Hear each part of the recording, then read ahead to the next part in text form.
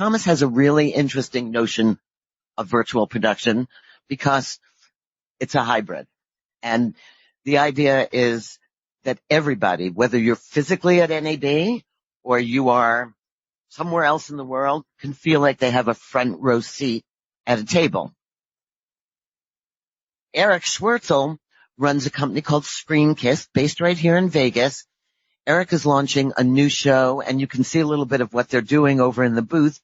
That is virtual. It's not only is it virtual, it uses an avatar as one of the main characters in the show. So some human, some synthetic human, all creating a show together. So I am going to ask them each to tell you a little bit about what they do. Then I'll tell you about what Rene does, who maybe had one drink too many last night. And no, he was up for a Best of Show award, so we'll hear about that.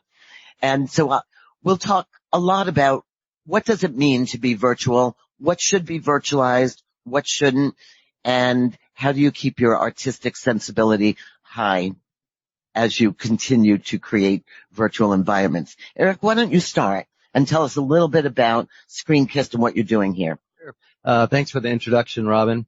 My name is Eric Schwertzel. I'm based here in Las Vegas, and I have a software program called Screen.Kist. And what it does is it kind of takes virtual production technology or the concept or the different definitions that Robin outlaid and makes it simple. And we've done this primarily because our target audience are corporations. It's primarily Fortune 1000 companies that want to have a cool environment for the CEO, for example, when they talk to their employees on a quarterly basis or even on a weekly basis, where we can change the background and also do what we call virtual cameras, meaning all the camera transitions are actually within a 3D environment, so you don't need any camera operators. So the benefit on that is twofold. One is our studio is very inexpensive and our software is inexpensive. The studio is roughly $12,000 for the hardware, and the software is roughly $2,000 a month. And it's comparable to a TV studio that literally cost millions of dollars a couple years ago. We have several clients that big Fortune 100 companies that have a fixed TV studio that they do a lot of their productions on, but then they want something in some of their satellite offices. So that's what we do. So we sell software that does all this. It came from a background of big virtual productions. So I have a movie that's on Apple TV called Perfectoverse, and a big budget and, big names behind everything and a lot of money and time, and it took us 6 months to do. And what happened was I was out to dinner with a bank CEO, and he's like, "Hey, I love your movie, but I want to be in that when I talk to all my employees because nobody's watching my Zoom or my WebEx videos because they're boring. It's just basically me and a talking head." So that was the inspiration of the product, and that's how we came about. It's pretty fascinating. And the game, Eric nailed it. So we just did another event called Rene. It's so good to have you here. I'm going to move down one. Sorry, car issues. Okay. Here we are. Rene, ARwall, nominated for Best of Show here at NAB. Oh, yeah, and we won the AI category. Get out. Yes. All right, let's hear it. Thank you. So we'll fill you in. We're talking about what does it mean to be virtual production, but Eric just described what he's doing. Great. And so question to Eric, and I'm seeing this everywhere. We did an event called Silicon Valley Video Summit, and it was basically everybody's in the video business now. We're talking Airbnb, we're talking Slack, we're talking Amazon, we're talking Meta. There's not a campus, Lowe's, Home Depot, that doesn't have a production facility, and they are looking to virtualize more. And Eric's exactly right. The CEO doesn't want to just stand there being a talking Zoom box. And even Zoom, if you've been on the show floor, has added quite a number of features for corporations to personalize their brand and give it a sense of feeling. So you're seeing this trend of virtual production throughout not just the world of television content and broadcast, but the corporate world as well. Rene, why don't you tell us about your night last night and tell us about ARwall and how you think of virtual production?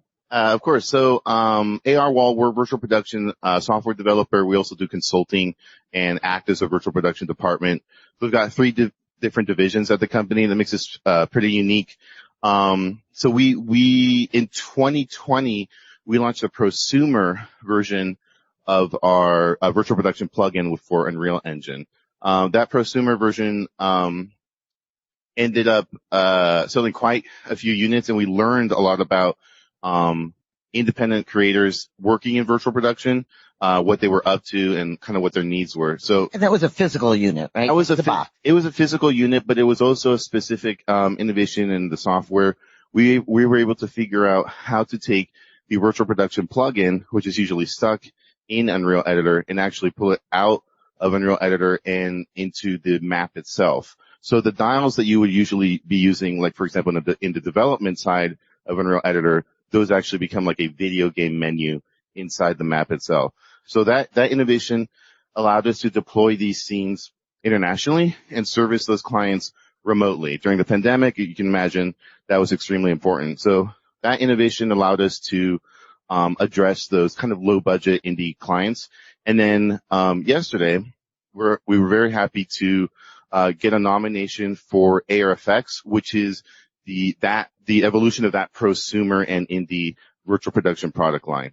Now at this one, we have a desktop app, we have a marketplace, configuration tools, we have a mobile app, and then the thing that we won the award for was a new AI virtual production tool called Infinite Studio.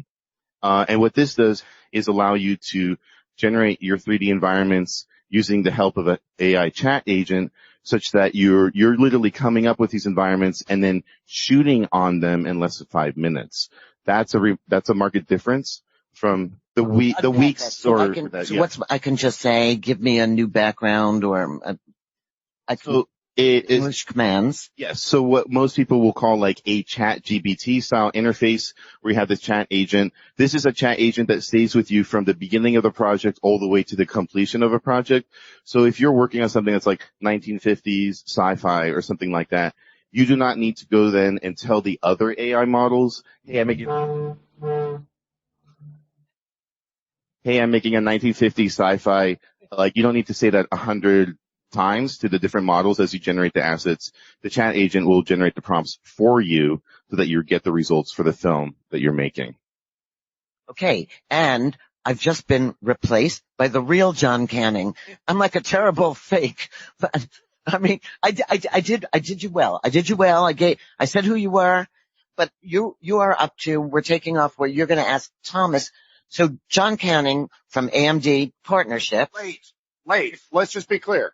Well, let's just say you had a long way to walk and a rough night. So I'll be the Vanna White out here. Your coffee. Yeah. Okay. Who here has had that? The monorail broke down. They couldn't take the luggage. Yeah. That all happened to me this morning. Thank you. So let me fill you in on where we are. Where are we? Eric has talked about his view of virtual. You got him to shut up? I did. It was hard. We have an award winner next to you. Rene won last night. I won the AI category. We won the AI category, dude.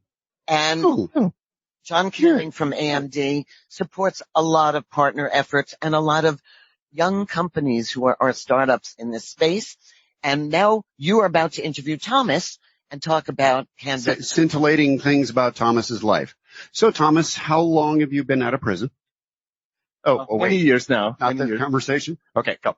All right, Thomas, tell me what the heck you're up to. Yeah. So the Canvas platform brings virtual production-like workflows and many other technologies, generative AI, AI neural networks in the cloud, Zoom capacity on screen, as you've seen with shows like Tony Robbins during the pandemic, all ran on Canvas technology. We also have a large studio here in Vegas called Wara Studios, where some of the largest bidirectional engagements on massive LED walls in a circle, up to 38K resolution, are running multiple instances. What is bidirectional? Bidirectional meaning the audience can at any time make communication with the host on stage. And that in meetings where there's 150,000 people present in a production. I was just thinking of a filmmaker in the audience going, wait, stop. No, okay. So You're talking more of the Tony Robbins presentation theater stuff. We do much more than that. So we're in multiple verticals, from education to influencers, life improvement, corporations, Fortune 500 companies.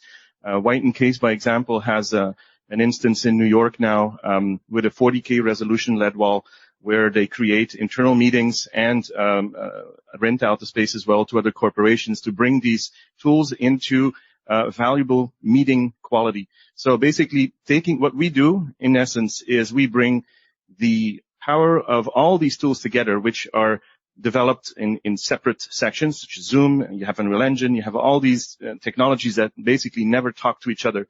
We make it fully transparent to the user to stage all that without knowing anything about Unreal Engine. So we can actually power virtual production-like workflows without people even understanding that they're running Unreal Engine.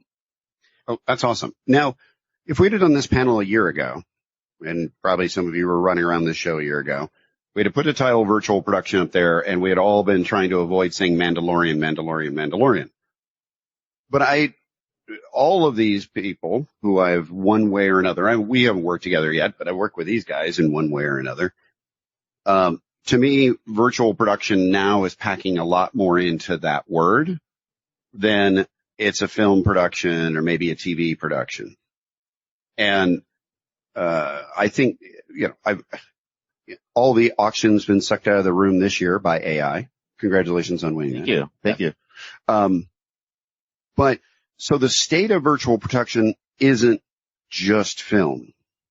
And I think each one of you can lean into, and you've already started talking about it, this essence of, if I've got an LED volume, or I can do more with it, and is it still a science project? What are I just want to go shoot, right? If you think about the early days of digital production, early days of volumes, it was all a science experiment of got to get the right geeks in the room, and at those various stages.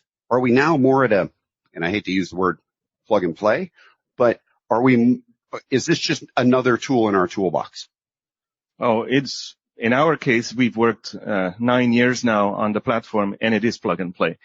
We license to people who's never used the game engine, have absolutely no knowledge about anything virtual production flow, workflow, or even have any employees setting that up. And to speak to that, at Water Studios, there's a single technical director that runs that entire place. So not only are we able to take away the friction of executing very complex tasks, we personalize them highly, and we make sure that they can focus on the experience, which is what corporations and many other parties need to do, as they don't have time to build out multiple stages of live recordings. For them, everything is live, meaning they don't have a second shot. So it has to be incredibly transparent to them that they can, and hence the name Canvas. We keep the paint wet is kind of what we do. We make sure that everything at runtime can be modified, changed, and that the experiences can be incredibly easy to the user. So it sounds easy, but it's incredibly difficult to take the elements out of the way that require understanding, and even understanding of the editor. So we do these things at runtime in packaged environments, so that nobody needs to ever touch an Unreal Engine editor to run any of the projects that we've powered. So it's basically live production with extra stuff. Yes, and I would say where we come from is, let's play a clip if you want to. It may exactly. So is it a relevant clip? Oh, okay, that's good too. So this one here is actually the space in New York at White&Case. This is all running Unreal Engine in 40K resolution. Nobody at White&Case has ever touched Unreal Engine. And this project actually won the AV Project of the Year. It's called the Quorum, and by Convene. Convene operates the space. And from day one, they've been hosting there some of the most important meetings in New York, including the UN, celebrities, you name it. And actually, in not so much time, there will be so many more things happening there as we're going to update the space to our second version of the software. So this is, as you can see with the seats, it's a hybrid setup. And maybe let's go to the next slide. Here we have Gentry from Nike, who started his own shoe brand. This is a photo of what happens at Warner Studios here in Las Vegas. That's a 60-foot wide LED wall in the round that hosted his shoe launch. Let's go to the next one. Here we have Zoomtopia. Canvas actually powered Zoomtopia. All these live people on screen are staged inside Canvas. The chats and the emoticons are rendered generatively in Unreal. At the same time, we're running 16K videos in the back, and live social media feeds are feed in. When Zoom called us, we had 2 weeks to power the show, which was make or break for the company. And this won the prize of the best hybrid event in the US. And Tony Robinson's won the best virtual event. So 3 years in a row, we've been having the chance to unlock some potential for these companies and bring what everybody's thinking about to reality without actually needing complex cycles for production, handoffs and complications and expertise and whatnot. So let's go to the next slide. This is coming on stage. So the Canvas platform can play any media, not just Unreal. These are all things done where everything runs at the same time. And here you can see the shoe launch. There's also augmented reality involved in this broadcast. So everything comes together in ways where the experience is really at the focus. More things of Warner Studios here happening, large virtual and hybrid events with up to 150,000 people powered and joining on screen and being able to talk to the host seamlessly. So all these elements are driven from an iPad with ease, and every iPad interface can be programmed for every user and every stakeholder in, if that's a simulation, a show, a presentation, a meeting. And then, of course, Riot Games, which really put us on the planet. At the beginning of the pandemic, we ran Unreal Engine in the cloud for the first time with a full production where 5 million viewers were watching the the LCS broadcast from Riot Games, so an esports event. And then last but not least, Jensen Huang also licensed Canvas to bring to life his CES keynote speech in 2017, which ran at 300 Unreal Engine before display or any of that existed. So we could invent all connections with GPUs running on P6000s at the time, and you know that those were not as fast as today, in bringing to life a 300-foot screen where everything was on demand, so nonlinear presentation from Jensen Huang. And then Nike and other examples, product launches, you name it, everything has been powered by the same platform. And so from YouTuber all the way to Jensen Huang at NVIDIA, we cover all these ranges, and all these companies are licensees from our platform. Great. All right. Rene, I'll come back to you. Wake up, Rene. What's up? Hello. And I think this is like the pandemic stories of the evolution of virtual production. And, we see that there's a number of cases of, using it for because we're communicating with an audience who couldn't be there and things like that. And you guys have pivoted a couple of different times and evolved your product. And where are you seeing the uses? Yeah, just to go back a little bit, in 2016, we started off as a pure consulting company, and our first product was $240,000 a year. And that was just to hire us to say, hey, what's up? It's basically for virtual production in your stage. And it's evolved now to the point where I think we have an entry-level product, which is a single scene pack that's $74.99. So that's a little bit different of a price point. And I think that price difference, I think, speaks most of the story right there, which is we got from something that basically nobody knew how to do, and that we were trying to figure out, with a bunch of USB cables kind of just everywhere floating around, and then eventually got it into a product, and eventually got it into something that was a product that we didn't need to support ourselves. But you were actually shipping kits to celebrities in their home, like a pop-up stage. Yeah, so we had this thing called Home Studio, which during the pandemic, quite a few celebrities bought, and what they did was pop this thing up and on their 4K TV. Some of them did use a projector, and a couple of them purchased entire LED volumes specifically to do this. The one that's most notable is definitely Terry Crews, the host and actor, host of America's Got Talent. He became familiar with the technology through America's Got Talent and then built his own stage in Pasadena. So we built the stage, run the virtual operations for that. So he went from like, hey, this is something cool in my living room to like, this is a full-on space. And what he does with it is basically he gets approached by different brands to be the spokesman, like, you know, yogurt or a little gadget or soap or something like that. Usually internationally, like Japan and stuff like that. So usually what he does is he flies over to their thing and he gets a single check to be the spokesman. And then he flies back and he's got no creative control. He's not a partner. He's not a producer. He's nothing, right? On that project, he's just the spokesman. Now what he does is he says, hey, you come to my stage, use my tech, my crew, my lighting, my LED screen, my software server, everything like that. You get me as a spokesman for free. And I'll just come in and pop in and do whatever you need to do at my stage because it's 2 blocks from my house. And he needs a way to monetize all that equipment. So there you go. All right. Very affordable, I guarantee. Cheap. All right, Eric, you're taking a slightly different tack. I like all of these are different examples of variations on a theme. So your theme and where you come from to building the product you got today. Sure. I think what we're seeing are 2 main things that are kind of changing everything that we're doing.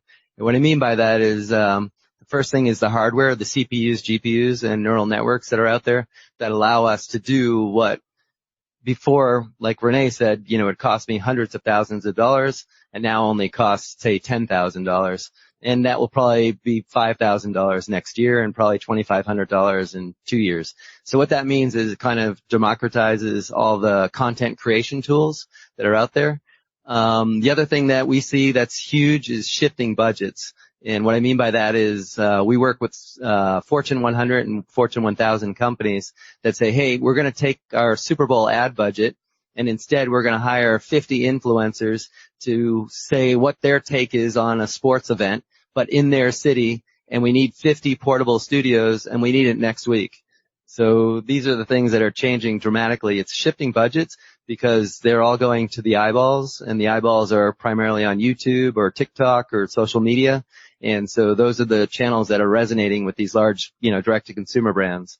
One of the things that's kind of really interesting is brands that are doing direct-to-consumer shopping channels. It's huge over in Korea and China. Hasn't really taken off yet in the United States, but we're starting to build these studios for companies to do that. I know an athletic brand, I know a travel brand that are all doing this, and these are at scale, not just 1 or 2 studios, but like 50 studios around the United States because it's inexpensive, it gets eyeballs, and it sells product. At the end of the day, that's what it does. Awesome.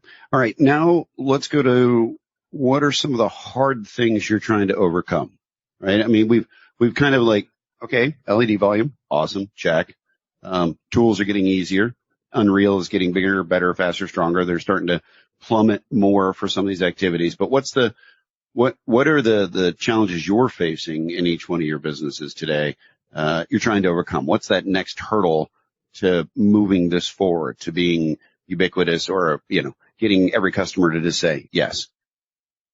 Well, I would have to think more deeply about it to be specific, but what I think is hurting the transition for these technologies to be adopted, and I think we, on this panel, we kind of share that vision, is that on the receiving end, nobody can control and be an expert at everything.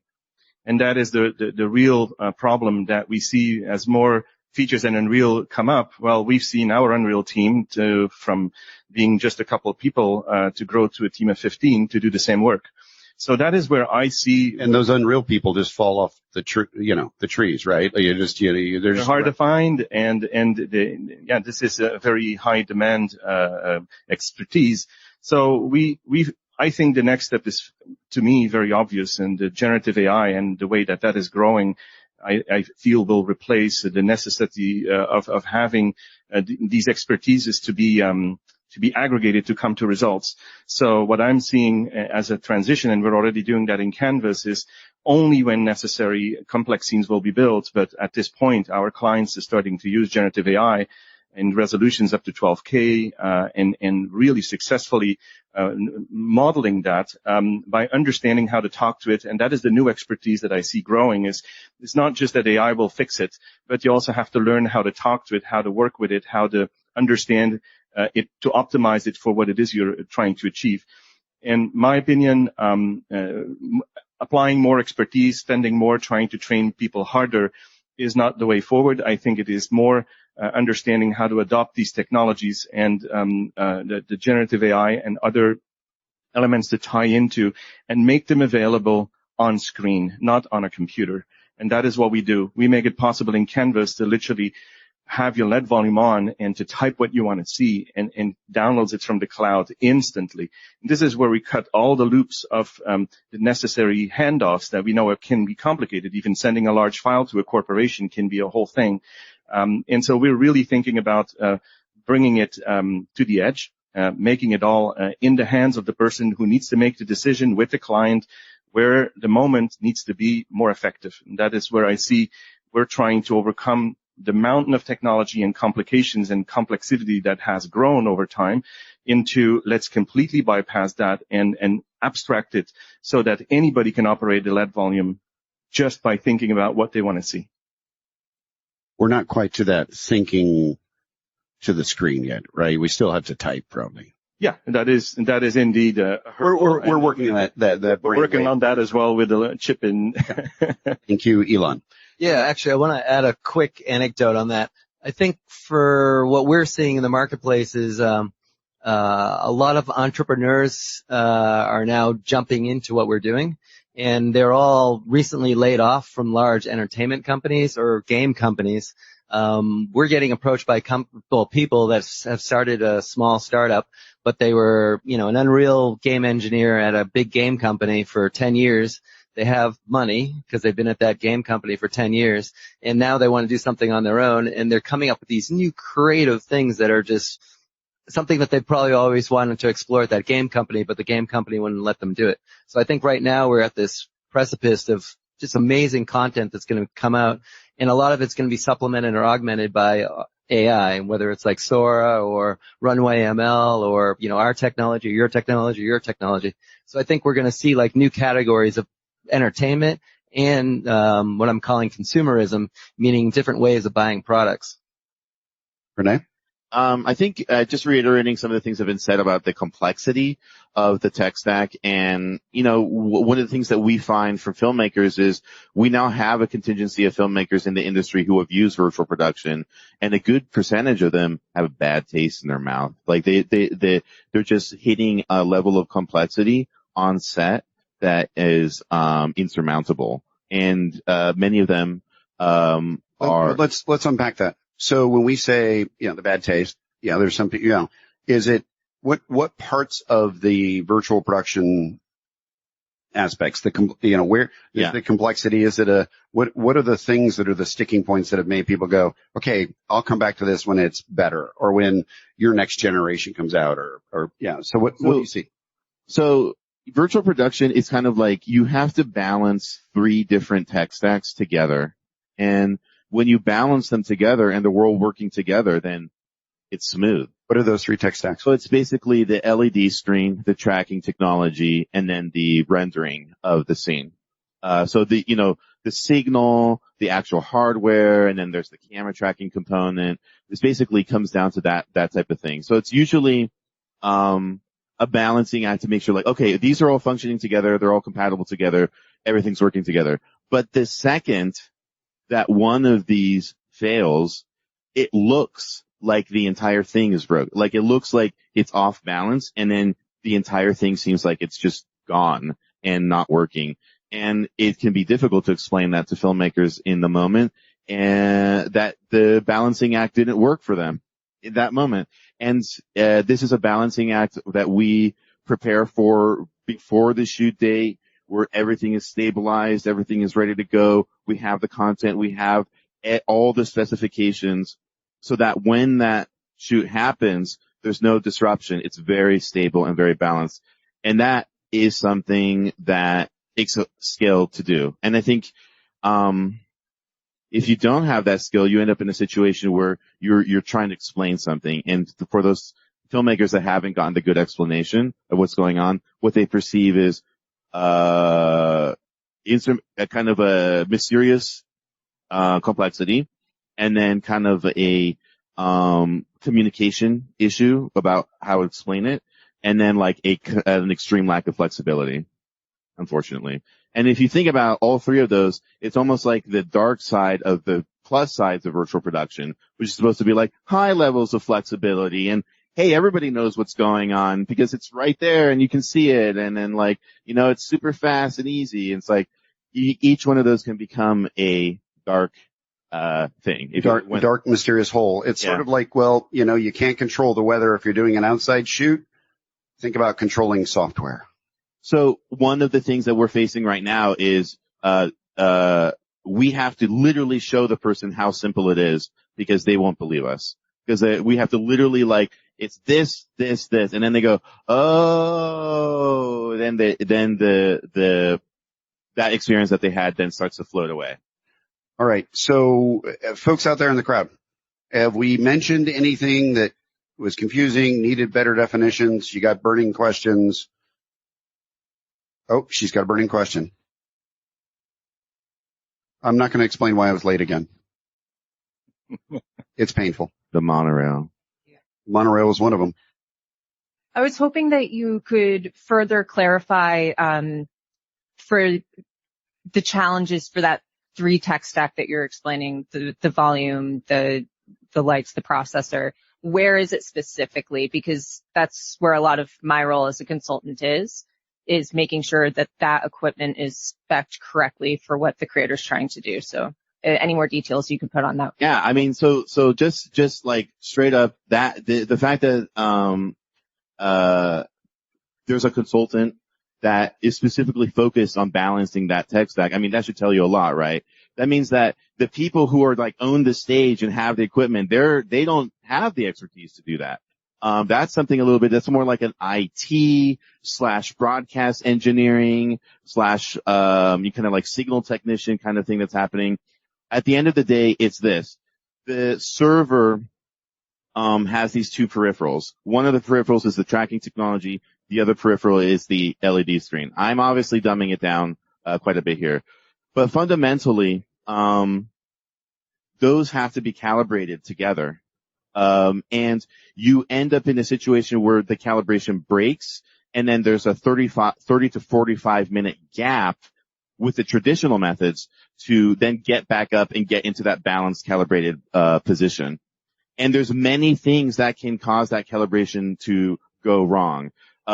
Your RAM is corrupted. You're screwed. You're all of a sudden you're screwed because you can't send the file and read the file. It's like messed up, right? So any part of that stack can go wrong. So it has to be, fully tested ahead of time. It has to be stress tested ahead of time. And if possible, you have to use the actual content that's going to be that's you're going to be using on the shoot day to do that entire stack, because sometimes it's the content itself that is causing, the issue. So I don't know if does that address your question?